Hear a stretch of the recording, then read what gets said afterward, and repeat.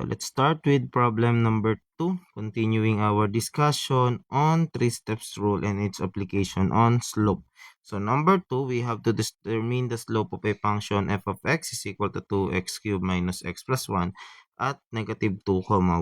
So we have our function f of x is equivalent to 2x cubed minus x plus 1.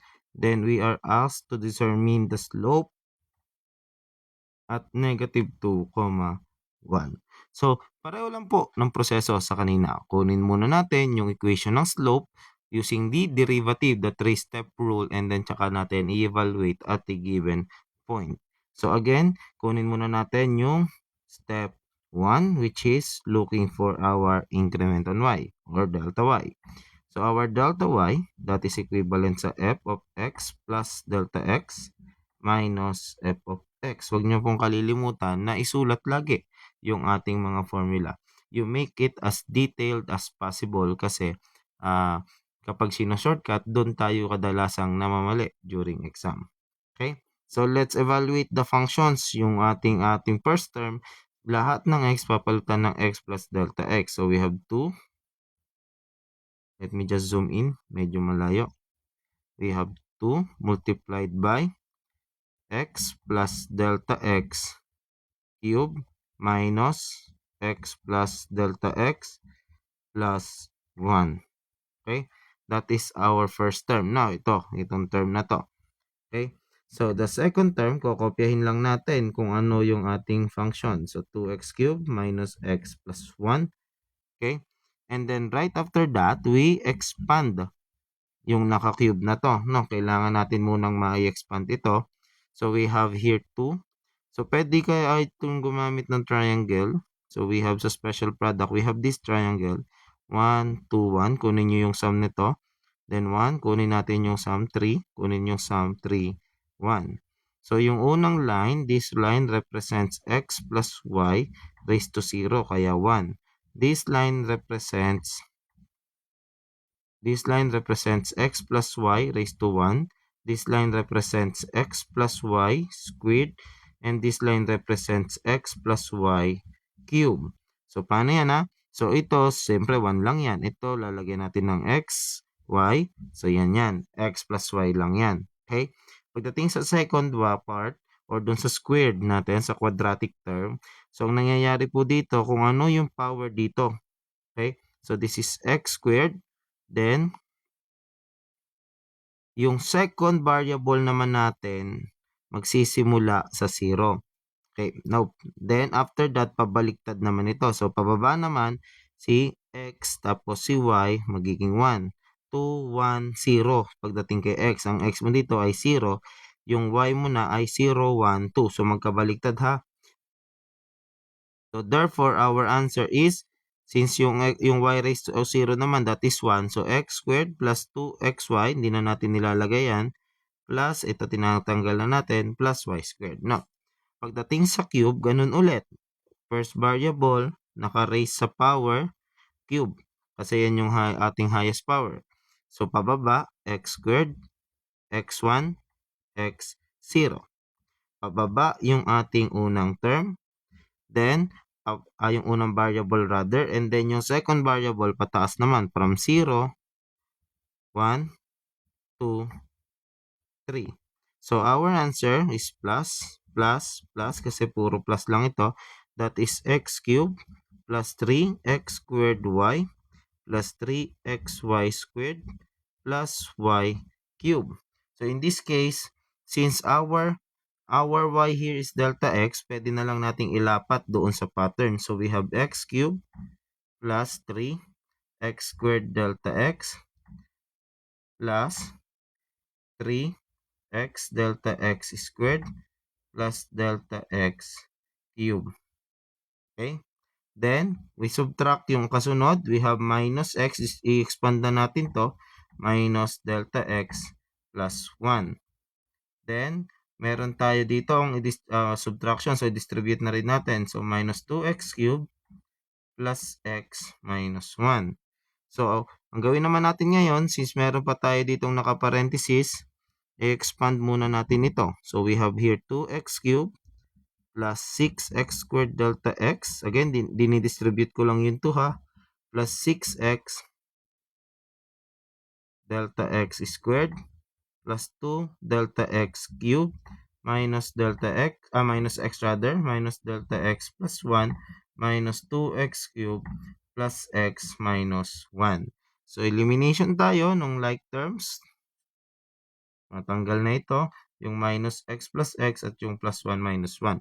Now, isang common, actually hindi necessary, hindi kailangan ganito, pero common na nagiging resulta ng step 1, yung mga natitira sa atin, yun yung may mga delta x, no?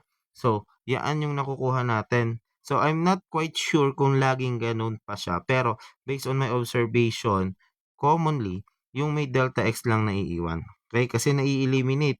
Kasi pag dinistribute natin to, di ba sa function, this is actually similar with f of x plus f of delta x. Ayan, parang ganun. So, if we go back to the evaluate functions, operation on functions. Now, so, here we have 6x squared delta x plus 6x delta x squared plus 2 delta x cubed minus delta x.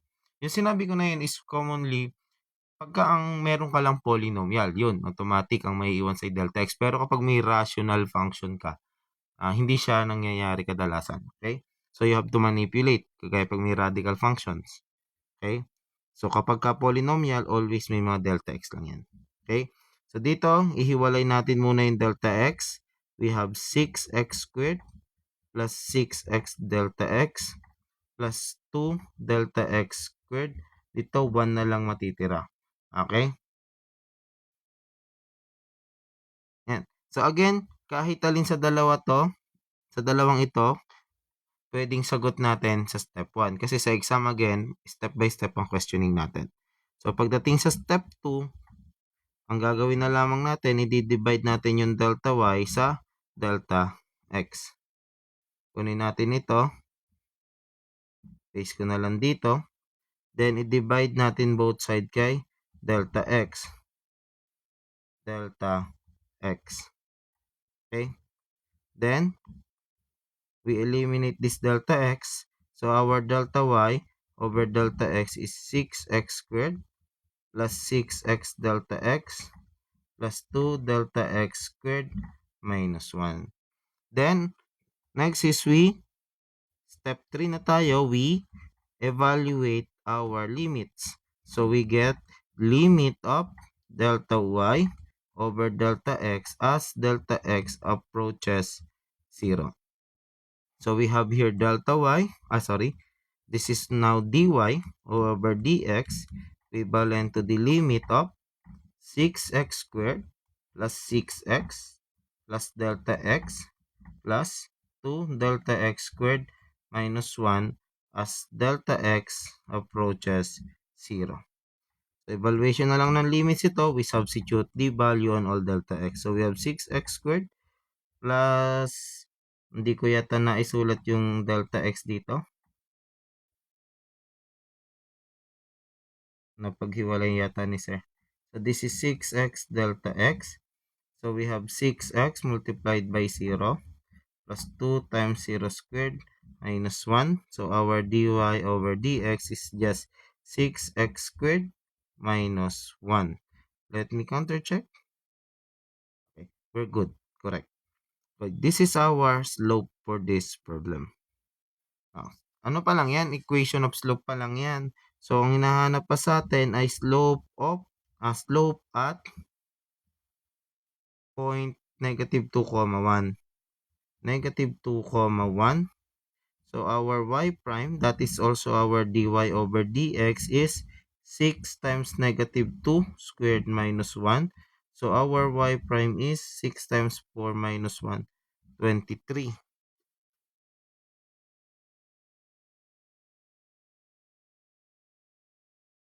Counter check. We have here 2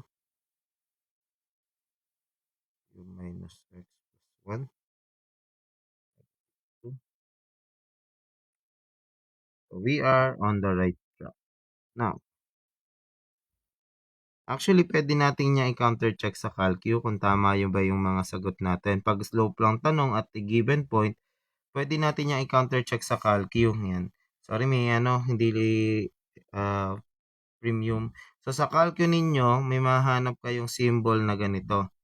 Ayan. Yung symbol na yan sa calcu, pwedeng shift, pwedeng alpha yung function. Nakadepende yan sa ano yung calculator ninyo. So, ang gagawin nyo lang dito is ilagay doon sa loob yung function. So, alpha x cube, okay, minus x, alpha x pala ito.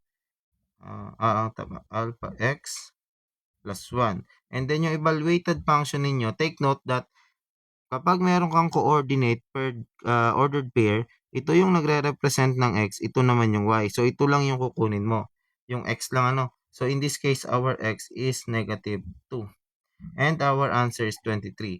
Kung nagtugma yung sagot natin sa calculator at yung sagot natin dito, ibig sabihin you can guarantee na tama lahat ng ginawa nating proseso for this problem. So, tama lahat yan. So, kung yan ay during exam, since allowed naman ang calculator during exam, i-counter check ninyo yung mga sagot ninyo. At kung tama yung sagot ninyo, okay, ibig sabihin tama rin, kung nagtugma yung sagot ninyo, ibig sabihin tama rin yung ginawa nyong proseso.